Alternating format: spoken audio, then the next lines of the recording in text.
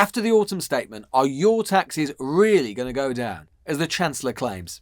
The autumn statement was supposed to be an opportunity for the Conservatives to get onto that hallowed political turf, the thing they love most of all, which is tax cuts. This was the big headline. I'm going to cut the main 12% rate of employee national insurance. So what does that headline cut in national insurance mean for you? So for example, if you earn £30,000, you'll pick up an extra £349 a year in tax cuts.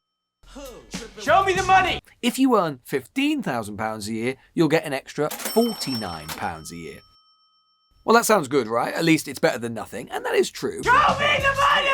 Except that when you look through the detail of the budget documents, you actually see that in effect what is happening is that the government is giving you something with one hand whilst taking away in the other.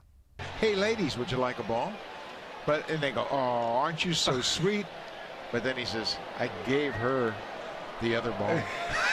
The problem is he's got the gamer in his glove.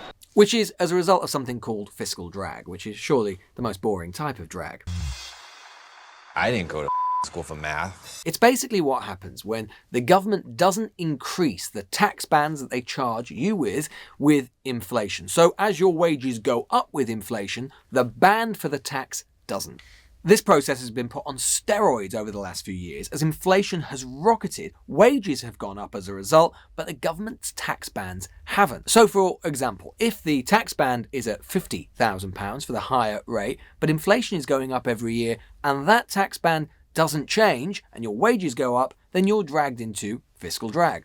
So as a result of the bands not changing over the last few years, and the fact that they're not currently planned to change, that means that in this decade, 4 million more people will be dragged into paying basic income tax when they paid no income tax at all before. 3 million will be moved to the higher 40% rate, 400,000 people onto the highest rate of all, and this will now raise £43 billion by 2029. That's £13.5 billion, and the Office for Budget of Responsibility, the independent people who check all of these forecasts, £13.5 billion more than the government and they expected even back in March. Compared to all of that fiscal drag which is going on, the national insurance change the Chancellor announced in his autumn statement doesn't even touch the sides. So if you take all of the tax cuts announced on Thursday, taken together, yes, they reduce the overall tax take by 0.7% of GDP. But tax as a percentage of the overall economy or GDP will still rise in every year for the next few years to a post-war high